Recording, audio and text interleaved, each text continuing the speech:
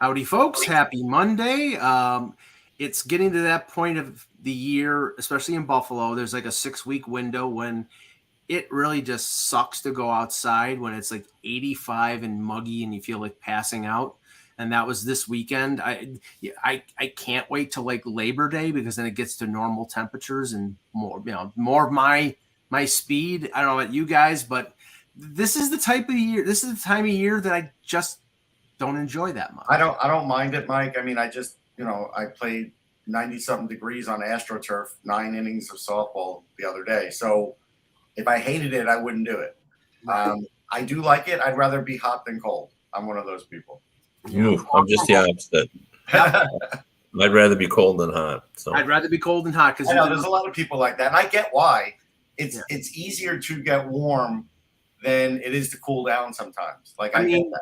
I mean, Russ, when you're in a situation where like you're an adult and it's so hot that you have to get like one of those kiddie pools and fill it up and wade in like 12 inches of water because it's so damn hot. That's abnormal. I'm sorry. I get it. I mean, look, somebody's cleat actually melted off their shoe during the softball game before it started.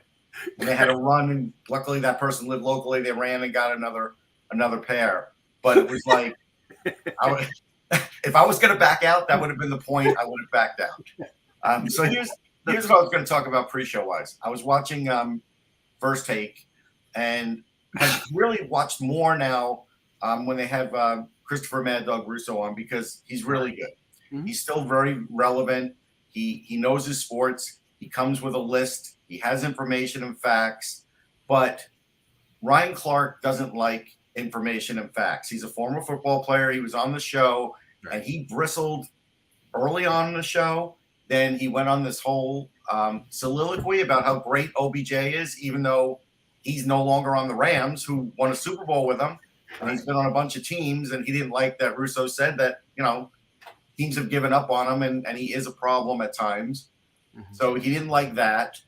And it got to the point where he was so dismissive of Russo, he insulted him at least 3 or 4 times. At one point he said, don't yell just to make it sound like you're right. And he wasn't yelling. Like I've heard him yell. Right. And so my basic point here is, Kev, and at one point he called him a historian, which he didn't do it in a nice way. Like it was like you're a historian. Like I'm the current football guy. You're the historian. That was the inference there. Right. And so my issue here is, Kev, that I had looked at my wife and I said, he's probably friends with Odell Beckham Jr. And then at one point in the broadcast, he actually said, and I do want to say I am friends with him. Oh. And yeah. And I could tell, right? Because I could tell he was defending a friend, not just defending a ball player at that point. And that is my basic pet peeve, Kev, with some networks that load up on former players. Former players have great insight. They played, they understand the game, all of that. Sometimes what they don't want to do is be critical of players that they still talk to, pal around with, whatever, have to see, but that's part of the job. And when you switch over, you have to have critical eyes. And because he said at one point, he was talking about Joe Burrow, and he goes, I really hate to say this publicly. And it's like, if you don't like Joe Burrow, say it. Like that's part of your job. But you could tell his being a former player was getting in the way of his job on this particular episode. And I've seen it before, but this time it was very pronounced. There's a lot of videos online right now. Yeah, but let's be honest. Like they're not really hired for their insight. They're hired for their name and for their background. Some of them don't have a name, though. Like you couldn't tell me who Ryan Clark played for. No, but I mean that they played the game. So they can say we've got an ex-NFL player. Like, I'm sure they do a little bit of a test for the person. And if they're, rambunctious and outgoing, that helps. But really, they just want to be able to say they've got a former NFL, player, regardless of whether or not, they have a lot of insight. I mean, we've talked about this on ESPN just because Messier and Chelios were great players doesn't mean they can provide great insight on hockey. Oftentimes people who haven't played, who've studied the game, can provide, greater insight. Now, saying all that, I thought Chelios got better as the season wore on. He did. He actually improved where Messier didn't. That's true. Yeah. So, Anyway, but I think they do. I think they just hire people because I think there's some you add street cred when you have ex NFL players, on your analysis. What about the broadcaster's cred or the writer's cred, like you have, and you've done both? As an example, at one point, Russo had to fire back. He goes, "Hold on," because Clark totally dismissed something he said about a Heisman vote, and he goes, "I've been voting for the Heisman for 30 years." Russo had to say that to him. Yeah, no, they don't even really understand that, and they just want to argue. Right. And they have, they usually have, they can make 2 points. They can argue and they can argue louder, essentially. So, right. So I don't know. We debate on this show, but I've never called you like a historian to kind of get under your skin. Like, hey, you're old, or you're older than me. So yeah, no, you're right. Yeah, I mean, it's the tone. You're right. It isn't with the word. It's the tone. Yeah. Right. The downside of having, there definitely is an upside with having former players or former managers or former coaches as panelists or color commentators or whatever. But you have to accept that with the fact that they have friends and they have agendas. And, it's like, I can't remember his name. Luke Wilson. He's a former Seattle Seahawk tight end. He's now in media. And I've heard him do spots on Toronto radio and Buffalo radio. And he clearly has a hate, because all during last season, he ripped on the Buffalo Bills, hates them. He admits that he hates them. No, he didn't explain the reason why. At least Clark said, well, I'm friends with Odell Beckham. But there was an agenda there where he hated the Bills. And when the Bills lost to Kansas City, he sort of reveled in it and rubbed his hands with it. I don't like that. Okay, you can advocate, you can be pro, but you also have to sort of be fair. And sometimes I think these guys, they have the agenda that they have overrides their impartiality when it comes to broadcasting. Yeah. Well, it's been my experience too, that the former players tend to rely on their small group of friends. It's not like they know 50 players. Like they may know 50, but there's usually just 3 or 4 or 5 or maybe even less players that they're their buddies, and that's who they're relying on, as their insiders. We've seen that certainly in the NHL where, a lot of information comes out, and it's usually with players they've played with before. And but it's a small group. And sooner or later, a classic example too. Mike, who is the former, used to be on NBC, former Bill offensive lineman? He used to do a lot of commentary. Not Joe. It wasn't Joe DeLamalure, was it? No. I know you're talking about. I can't think of the name. I can't remember his name right this minute, but he played for the Bills. Yeah. And in 1986, he picked the Jets to lose every week, pretty much for the whole season. But they were like 8 or 9-0 at one point, and he still was picking them to lose when they were like 7-0. And it was just like, you could tell he just didn't like the Jets. Dan Deerdorf was a career St. Louis Cardinal. And when he did Dallas Cowboy games, you could tell that he hated the Cowboys. I mean, there's just that. I mean, it's like, I don't think you can get rid of that. It's so, I don't know. But it's interesting. I mean, everybody's got their agenda and everybody has their friends. But anyway, let's start the show. Hello, Hockey World. Today is Monday, August 8th, 2022. I'm Russ Cohen from Sportsology. Kevin Allen, HockeyBuzz. And I'm Michael Agello, and I have no friends. This is the HockeyBuzzcast here on HockeyBuzz.com. All right, let's start with some of the signings. We have a bunch of them today and some really interesting ones. We'll start with the ones that weren't exactly secret. We've heard about Patrice Bergeron ever since Bruce Cassidy was fired, that more than likely Patrice Bergeron and David Krejci were going to come back to the Bruins. And today it was announced, Kev, Bergeron signs a 1-year deal, $2.5 million AAV, but $2.5 million in bonuses. And the interesting thing with this and the Krejci contract is that The AAV is lower than most people expected, with Bergeron 2.5, with Krejci $1 million. But the signing bonuses the performance bonuses are so easy to reach.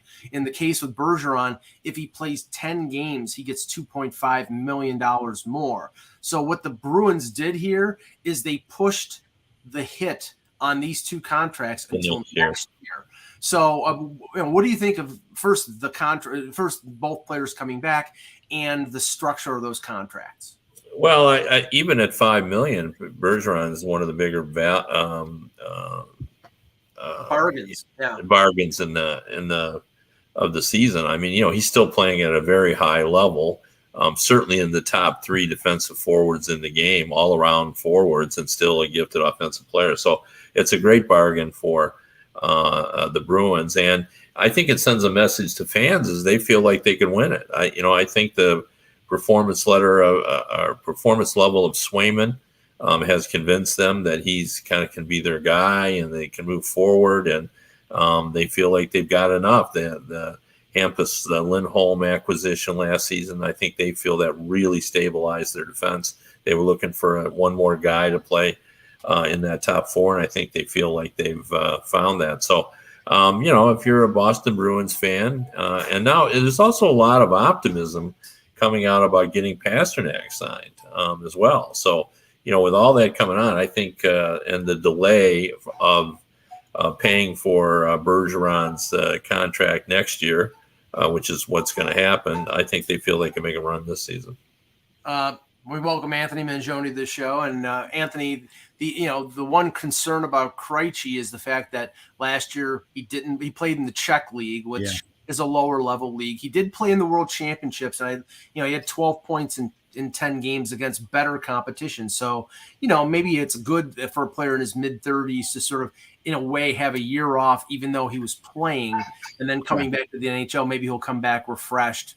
But what do you think of these two signings? I think they're excellent signings. Certain, and my feeling was when I had a feeling that when Bergeron signed on the dotted line, that Krejci wasn't going to be far behind. Right. I know there had been some question with regards to it, but I really didn't. I felt the two of them. I didn't want to say they were a package deal, but it's not a coincidence that both these deals were done basically at the same, almost around the same time. So. Krejci, I think Bergeron, I think you can still keep that, as Kevin indicated, that high level of play. Krejci, again, you hope that, again, a year away from the playing in the National Hockey League and the rigors of the NHL does a world of good. But I do want to basically caution Bruins fans and say that, I would say probably, keep your expectations. We need to see where he's at. He's in his mid-30s at this point, and we want to, after playing in that other league, in the Czech League, we're going to need to see, how he plays a year on. And the expectation is that he's going to be, if he does end up being a second line center for this team this season, that's phenomenal value for what they got. But as Kevin indicated as well, took words out of my mouth, immediate thought for me went to Pastrnak, how this I think this helps them out in terms of getting Pastrnak on the dotted line, and the Bruins may have extended their contention window by maybe stretching it to maybe 2 years. But I think, combined with the Lindholm signing and everything else, the Bruins definitely with these two signings, I think are now, I would now say that their playoff chances are much greater now than they were before this. There's no question that their playoff chances are better. Though, as Bill C pointed out in the chat room, they still have to sign Pavel Zacha, and they've got like 1.2 in space. So someone does have to go. And I guess it will be someone like probably Tomas Nosek or Chris Wagner. One of those guys will have to go, because Zacha made 2.2 last year. He's going to have to make at least 2.5, something like that. I'll give you a candidate, Russ, because Zacha is going to arbitration. And as usual, the two sides will trade amounts, and then either they'll settle or they'll go. But just because he's going to arbitration, they have a secondary buyout window. I would not be shocked if Nick Foligno gets bought out, because Nick Foligno had a terrible year for them last year. It was injured. Yeah, I mean, he's $3.8 million in the final year of the deal. And I from what I remember, the cap hits less than $1 million for next year and the year after, next season and the year after. You're going to already have a cap problem next year. That's the only reason I'm not on board with it. I would rather get rid of one of those two guys. I was looking at Mike Riley, but to be honest, nobody would take Mike Riley for a second year at $3 million. That was kind of a bad sign. And he's injured. He's one of the three defensemen that's hurt. I mean, you look at they have $25 million under the cap next year, but they have 7 UFAs, including Pasternak, 1 UFA defenseman in Connor Clifton, and Swayman needs a new deal. So they're sort of pushing this off into. Yeah, but that's why you can't buy out Foligno. It makes it even worse for next year. Yeah, but it's less than you're already rolling over these bonuses. Yeah, but as Mike is about to indicate, I think the buyout number is not prohibitive. I think in this circumstance, that one number isn't, but you got to add that to the bonuses that Bergeron only has to play 10 games, and he gets how much, Mike? 2.5, but that's pushed to next year, right? So that's going to be on next year. Besides what the buyout is for Foligno, besides whatever easy bonuses they gave Krejci, that all adds up. If Foligno is bought out, that would be fascinating to see where he would potentially end up going into camps. Yeah, he could be back in Columbus. He could be back. He could be back. I was thinking probably Columbus, or if it ends up getting like an invite, with Tortorella being in Philadelphia, and then potentially looking for maybe a veteran depth piece to add. But Kev, that possibility what this looks like is let's bring all the old guys back for one last kick at the can. Andrew Ference basically that was a pretty funny tweet from Ference. Oh, is that what he said? Well, no. Ference had a joking tweet. He had it was a picture of some movie of some scrawny kid lifting weights and saying, "Bruins, I'm right here." If you're bringing the band back together, I'm right here. Where's Dennis Seidenberg when you need him? I'm waiting for them to sign Chara. No, but I'm just saying, it's like, I mean, you've everybody, it seems like, okay, now everybody's coming back. Now you've got, a young goalie in Swayman, your defense. I mean, the one thing they have to worry about, and now you've got Krejci, now you got Bergeron back. You're going to have to survive and sort of tread water until about Christmas when you get McAvoy back, when you get Riley back, and there was one other. I think Carlo was the other one though. Oh, Grizzlick was the other. Yeah. So 3 defensemen. If they can survive that, then they have a good chance of making the playoffs again. And who knows? You never know when you get to the playoffs. Other signings, Lawson Krause signs a 5-year deal with the Arizona Coyotes at a cap hit of $4.3 million. Kev, I mean, he had a really good year last year. He's a big, tough forward who can skate, pretty decent defensively, penalty kills, 20 goals last year in 65 games. That was a breakout year for him. This is an investment. 4.3 is not chump change. Yeah, and a lot of teams were interested in him last season, and they refused to move him. He was kind of their untouchable. They really believe in him. They like what he does, and there does seem to be a plan there. As much as we've all kind of poked fun at Arizona just totally bottoming out and tanking, but they've got an idea what they want to do, and he's certainly part of all that. And as one of the GMs just explained to me all that time, I thought they were just trying to move Chychrun out, but they're only going to move him out if they can't get what they want for him. Otherwise, they're going to keep him. As Armstrong apparently told him, he's 23 years old. Like we're not, you don't have to move him. So, Kev, remember on Friday, I think, or whatever show last week, we were talking about who the Juan Soto of the NHL is. It's Chychrun. Not quite as accomplished as Soto, but certainly age-wise and so forth. But anyway, so there is a kind of a plan there, and I like this Krause signing.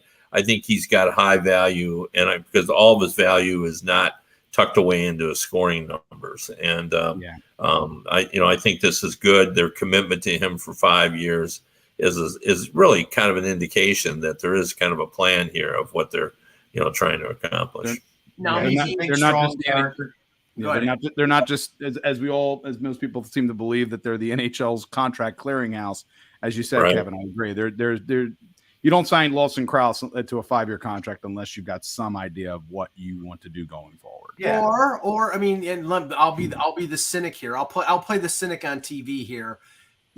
They signed him to a 5-year deal. Now they've got him locked in at a cost certain amount.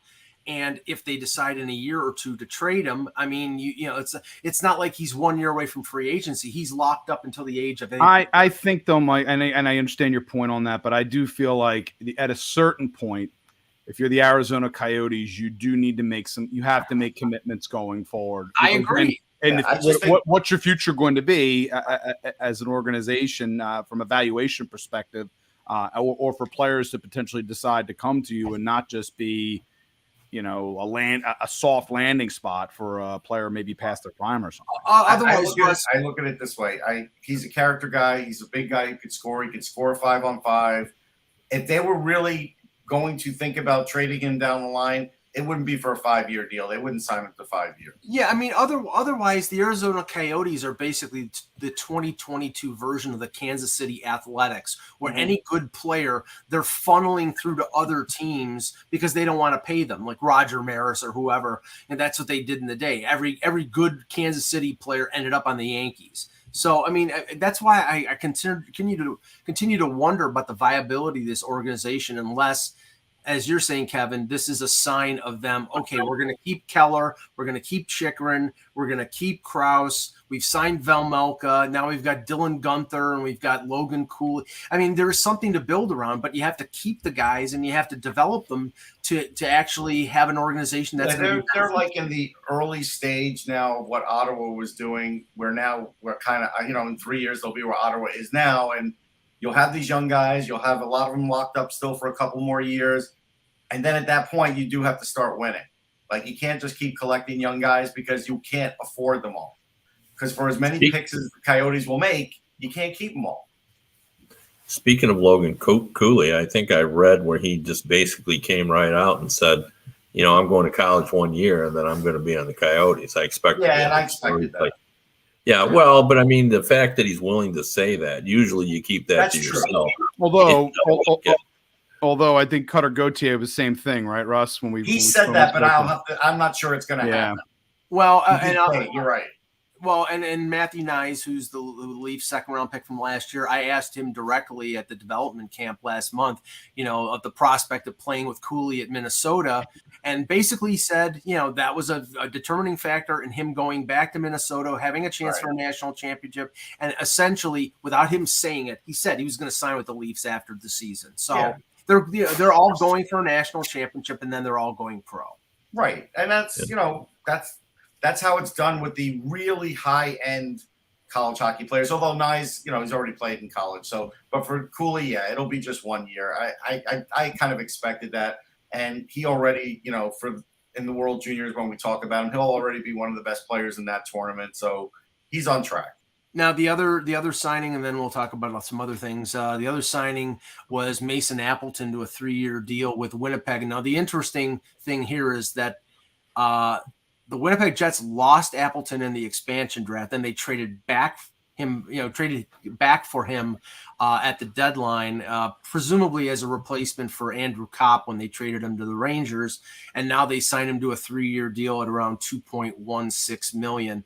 I mean, he's a good depth forward, third line guy. So the salary is in line. He scored 21 points in 68 games last year. Not a big, juicy, sexy signing, but a decent player. Really good role player. It really shows your value when a team loses you in the expansion draft, but really wants to get you back. Like, it's pretty clear that they missed what he brought them, and they wanted to make sure they could get that back in the fold. Like, it's not a major signing, but I bet the coaching staff sees that as an important signing, and his teammates do as well, just because he brings value. And we often talk about this sport. It's not like the NBA where you can have 2 or 3 stars and then fill in. You got to have depth up and down your lineup. You got to have guys who can do different things, and he's one of those guys that takes on jobs that star players don't usually are involved in. Yeah, he's a good player. I mean, it's a good signing, good player. Anybody that they can extend, they have to extend. Like they don't have a choice. Right. Yes, very true. I saw this morning, and Kev, this sort of disturbed me because anytime I can remember when a player is drafted, it just sort of marks that moment in time. And then when I hear that player is now 35 years old, which Sidney Crosby turned 35 today. Wow. I mean, Yeah. He's still a fantastic player, and 35 is usually when players start to decline. He hasn't shown any real signs of decline, but it just blew my mind that he was 35.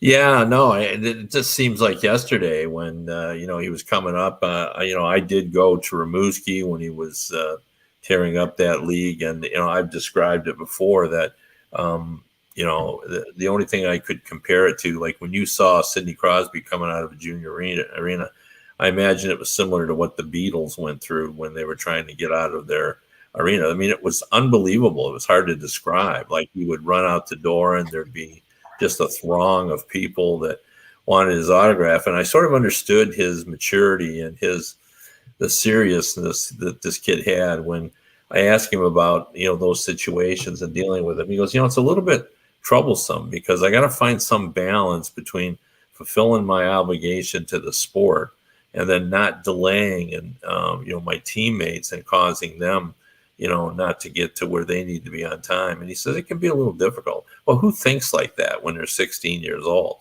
Well, Crosby. Yeah.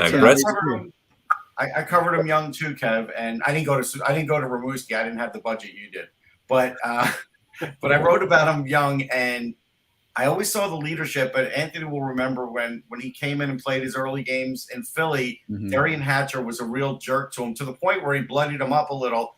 He even got on a hockey card bloodied up, which was a slip by the NHLPA. Like they missed it when the league's kind of checking the cards before they go out. But he also did score a game-winning goal on that game that Darian Hatcher was kind of bullying him around, saying, "Welcome." I really do believe, and I've always said this, is we've looked at Crosby's numbers against Philadelphia and how much he really I think of all the games and opponents that he plays, Philadelphia seems to be the team that he really, gins it up for a good bit, and I think he relishes the opportunity to score and often score big and have big impact against Philadelphia. And you go back again to the 2011 playoffs, and if it was dipping a little bit for him in 2011, I think the loss in that first round series to Giroux and the Flyers, and of course the famous quote from Peter Laviolette of the torch being passed about Giroux being the best player in the game. Yeah, that just lit a fuel. That just hit the spark, and the canister just went off for the rest of the decade. And the one thing you have to give him credit for, and Kev, and I'll switch it back to you. Look, Gretzky was the best player ever, but Gretzky had to have other people fight his battles. Sidney Crosby fights his battles, and he's the best player of his generation too. Yeah, I mean, he's such a complete player. Like, he's really been closer to Messier than some of the other stars in the game, just in terms of, he goes hard to the net. He can go hard in the corners. He's really hard to play against. If you talk to people, he's just always there, and he's strong. He's a horse. Yeah, the leg strength on him. If you see him in shorts, it's incredible. Yeah. Oh no, I had a lot of fun. Twice I got to go meet him in the summer. He would deliver season tickets for the Penguins, and I would go and do a story just because you get him alone and stuff. And so I just rode around in his car with him for 2 consecutive years. So I've gotten to know him well. And I used to love, and he oftentimes, he said, I look forward to it because every year I would go in the training camp and I'd say, what are you working on? And I would write on that because he always concentrated on one thing. Like one time he was talking about, people said he wasn't scoring enough. He was too much of a setup guy. So he worked real hard in the offseason on his scoring. And I wrote about that. One year it was on his face-offs. And he says, and one year I came and he goes, what if I told you I don't have anything for you? And I said, you'd be lying because I know you better than that. And he says, yeah, I would be lying because this year I worked on, and then, we talk about it. But the other story I got to tell you about him, because I think this details his personality. And also I think a little bit of a sense of humor. I was asking him about advanced statistics. This was early in the Corsi range. And again, it was a off-season type story. And I went in and we were sitting around, and I said, what do you think about about advanced stats and Corsi, do you follow him? And that sort of thing. He goes, let me tell you this story. He said, oftentimes when we're starting out with the puck's in our zone, Chris Letang will take the puck behind his net. He'll skate up the ice. He'll go all the way up the ice. He'll go around the net. He'll come back out in front of the net from the point and take a shot on goal. Okay. The goalie will make a save, but Chris is already going for the rebound. He'll go in and take one more shot that maybe the goalie will stop. Now, at that point, we've been on the ice 35 seconds already, but none of us have touched the puck. So we skate back to the bench. I sit on the bench, and I'm +2 on my Corsi. That's what I value, of course. Well, you can player. Yeah, I just started laughing. And then That's that, Kevin. He's fortunate to have a defenseman on the level of Chris Letang who can literally be a one-man shift. That's his point. Like his point was, you really are on the mercy of your teammates oftentimes, and sometimes you benefit, by them as well. And he was joking. I mean, he pays attention to all that stuff. He's Mr. Statistics. If you ever talk to him, he knows all the advanced stats. He knows what's going on. But he's a really interesting guy. And I've always thought that I have no idea why there is a group of human beings in the North America that simply don't like Sidney Crosby, including a lot of them because they don't have him. I think it's really as simple as that. And I say that from Philadelphia perspective, especially when you hear the fans yelling out, derogatory phrases at Crosby. And it's like, to me, he's also in many ways an analog of Bob Clark. In a lot of ways, there's a lot of things about his game, the chippiness, dirty, a little bit of the dirtiness sometimes to his play as well. He's had his moments as well, but that's what gives him it. That's also what gives him an edge, and any team would want to have him on their roster. Now, obviously, his scoring touch is better, but I always thought he was a modern day Trottier because he's a great playmaker and a great two-way and also has that sandpaper and physicality. I think the dislike of Crosby is sort of envy of other organizations that don't have him. There's a Trottier style to him, but he's a much better player than much better scorer. Yeah. High-end scorer. But I have to say that Crosby's influence on today's NHL. I mean, you hear Austin Matthews talk about that, Kev. Every year he addresses something. He works on his stick handling one year. He works on his face-offs the other year. That's definitely from Crosby because he learned that that's how you improve. You may have the natural talent that you have, like Matthews does, but if you don't continue to improve, you want to be the best. That's what you have to do. Yeah, and Matthews does. Just one more point though. Just think how blessed we've been that we had Ovechkin and Crosby. I mean, because Ovechkin is such a beast as well. Like, it's ridiculous that he is at the age he is and there's been no fall off. Like, he's still a 50-goal scorer. Like, it's remarkable what he did at a time when nobody was scoring. And I think when they're both gone in terms of retiring from the game, I think everyone will look back and go, holy cow. Like, were those guys good? In his first year, Kev, he was in Philly for a game, and he may have won the game, but the Caps won the game. And there was one fan that was booing the hell out of him all game long, saying that he stinks and all this stuff. He said, you know what I did? I went up to that fan, and I gave him a stick. Now you know what? Now I have a fan. Yeah. There was a great piece. Sammy Silver did a really nice piece for Washington Hockey Now on Ovechkin's singing ability. And apparently on the team bus, he sits in the back and he'll just break out and start singing songs. Wow. And TJ Oshie said, he's pretty good. And apparently that's just part of his shtick. That's funny. He does it, and that's a side of Ovechkin that you don't see. He does have a great happy-go-lucky personality that a lot of well-loved athletes don't have. The tunnel. Every time we get the clips, I think from the Capitals when they do their, the tunnel when they're all in the tunnel and all going through their routines and everything. And Ovechkin is, you can see he is the ringmaster of everything that they're doing in that room to get themselves ready to go. Is there any doubt how much he loves his son either? Like, I mean, those videos and the photos, and I mean, like, I'm ready to project him for whatever draft year he's. I'm not ready to do that yet. Hold on. Yeah, because sixth draft, first overall pick. Yeah, because that, at his age, the way he can snap the puck, and that's really absurd. Just hold on, I'm not going there. Yeah, I am. So what the hell? Nothing to lose. Sue me. One little note from Larry Brooks's recent column. He wonders if all the Kadri Islanders stuff is true.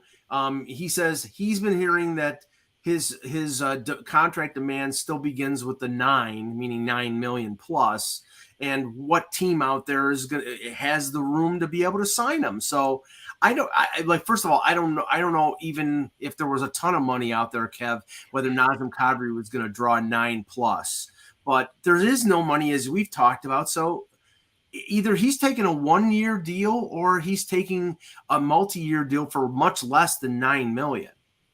Yeah, this is one of the subjects I want to talk about. Adrian Dater did a little piece about that too, and mentioned Larry Brooks's piece on it. And I've been following that closely, and a lot of the writers have speculated on who might be out, and they've moved it around. I mean, first it was Josh Bailey, but Josh Bailey really is not easily tradable at $5 million. Pajot was a name that came up, but again, he is not easily tradable. No, not with the term. Yeah, not with the term. That's exactly right. So when you go through it, it's difficult. And there was some. That's why I said Beauvillier, and it still would be bad to trade him. But I think I would not be moving off. I like Kadri, but I don't know if I would. There's other ways to do that than moving off Beauvillier. Well, there's not that many other ways. That's the thing. Well, there's not. I mean, there was about a 2-hour period when there was a social media discussion about it where Barzal was mentioned as a possibility. I think that's ludicrous, but that's not. That's how bad. That would tell me how deep that would really tell me that things had to be really deep seated bad if they're willing to move on between Barzal and the Islanders. If that was I was with New York media people over the weekend. Some cover the Islanders, and there really is no news. Like, they don't hear anything. They hear nothing. Right. But the feeling is that if they were to get him, it would probably be at like 7. It's not going to be like anything cheaper than that. And it would still be long-term, probably like 4 or 5 years is what was being told. But they don't feel confident that it's happening. Like, everybody is just, and if you cover the team, it's kind of like you just have to write like, well, Lou's done it before, so maybe he'll do it again. But there's not a great confidence that this is going to happen for the Islanders, where you have to believe that Colorado is still in it, in the sense that if they just make one move and can move one player, that he would just go back there. And I think that would happen. But I think the Islanders are just another because of the Lou connection, not necessarily because Kadri really wants to play there. Like, I don't know if that really exists. I just think it's the Lou connection that everybody's sort of like drawing on here. I've looked at the Colorado situation up and down, and the only way, it's either a 1-year contract because they have room for 1 year until they have to sign McKinnon, or they somehow convince Eric Johnson to retire. Which could happen right before training. Yeah, but Johnson has already given indication he has no intention of retiring. Okay. Well, so they really don't have the, and from what we've talked about on the show in the last week or so, it doesn't seem like they want to trade Sam Girard, because that sort of winnows away. Unless they do want to trade Sam Girard, and that's their way of getting somebody interested. But they're going to have to pay Paul Byram. Are they really a better team if they get Kadri back and lose Girard? Down the middle, they are. It wouldn't be the move I would make. Honestly, what would have been the point? We've talked enough about how many times has Alec Newhook's been talked up? Oh, sure. As the eventual, he's not at the Kadri level yet, though. He's not at the Kadri level, but the question is, in the way they're structured, in the way they're set up, can he approach Kadri's production in a year or two? I think the answer is, I think it's a possibility. Yeah, I think he can, but I think it's next year that they're worried about, right? Because you're like, you want to be a right. You want to keep the hammer on the nail, and so you have to look at it and say, yeah, is Newhook going to help me repeat? And I even would say, yeah, there's a question mark there compared to if you had Kadri. I mean, they could move JT Compher up to number 2 if they don't want to put too much pressure on Newhook to produce. They could. There's been some talk of them moving. I think I heard that they were toying with the idea of moving Landeskog to the middle, and it's like I never heard that. Wow. Yeah, Rantanen. I've heard Rantanen moved to Rantanen. the middle. That was Rantanen. Yeah, I was gonna say that's what I thought it was. Yeah. I wasn't 100% sure, but yeah, Rantanen. So I don't think there's any set destination for Kadri. But I think he's not going to get 9. I think might be it's going to the way it feels like to me. This is going to be a close to training camp. Somebody gets hurt. Somebody gets LTIR. And again, you just look out to see if there's somebody who is successful. Whoever it is who's successful at moving out a decent number out. I'm just of the opinion they might be better off to just wait to the start of the season and see who gets hurt in the first 3 months, and if there's a season-ending injury. They could do that. Yeah. But look at the reality here. We've gone from Kadri. We thought that Kadri was going to be the big winner in free agency and make $8 million on a 6-7 year deal. And now he's basically the 2022 version of Cody Franzen, waiting for somebody to open up money and then probably not getting even close to what he was supposed to as a free agent. Yeah. So, but the difference is back then teams could have opened up for Cody Franzen but chose not to. There really teams can't. There's really no room here. I mean, we've run out of money, essentially. Yeah, I mean, like you said, something will happen. Somebody will get hurt. Somebody's going to get LTIR. Something will open up, and he's just going to wait it out. The flat cap has really killed this league. I mean, next year we're going to get another $1 million, but it's another year closer to when the cap will go up, probably $6 or $7 million. But all these teams are just like, I mean, they're playing with LTIR. They're going right up against it. It's really, I mean, the flat cap is saving GMs from themselves too. It is, because if this cap had gone up like $5 million this year, most of the GMs would spend all the money. They'd feel sudden heat in their pocket. Right. Yeah. That's the They truth. would spend all the money, and some of it you'd say is good, and some of it you'd say is not good. But they would spend the money. Yeah, there's going to be at some point the cap's going to go up $8 million, and these GMs are going to go crazy. So they always do. And all $8 million of that in Toronto is going to Austin Matthews. Okay, so Russ, the restarted World Junior begins this week. I'm actually looking forward to it because it'll make me feel cooler because there'll be hockey in August. Yeah. But sort of going through the mind, but also it's like this will get us a couple weeks closer to the start of the NHL season, and we get to watch some prospects. Well, it's called content for this program, damn it! Yeah, thank you. But you can have some fun with it. You know, whether you have the sound on or not, whatever you're doing during your day to watch some of these games. From Kevin's perspective, it's pretty good because Canada is definitely, in my mind, the favorite. I'm not going to try and pick winners here because these teams changed drastically. Canada lost a whole team that would be good for any other country, and they still are the best team. But they have Sebastian Cossa at goal, and that's the biggest deal for them. But they also have Dylan Garand, who I like a lot with the Rangers. So their goaltending tandem's great. But what's interesting, and you'll never see this again, is like Donovan Sabrango, who's a really good defenseman in the Detroit system, has already played more than 90 AHL games. I mean, that is crazy. Yeah, and he's now a man among boys out there. He's he's had to survive in the AHL. So that's a big deal, and you have Niederbach, who's going to play for Sweden. So there's some teams. The Minnesota Wild have a lot of players. They have Jesper Wallstedt.